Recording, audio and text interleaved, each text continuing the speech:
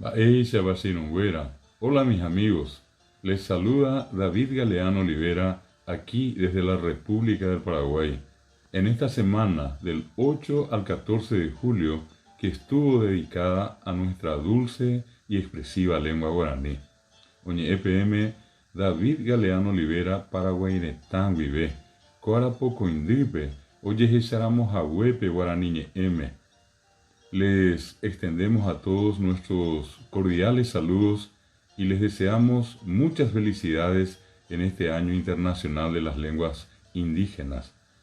Rome EPM Oremaitei Joribeba, Haromoma EPM, Hetawi Apame, Ko Ipicuera Ñe Arire Jewa. Muchas gracias a nuestro querido amigo Eddie Ávila y a todos los activistas de lenguas de Latinoamérica. Awillebete Eddie Ávila be, ha opa betea be.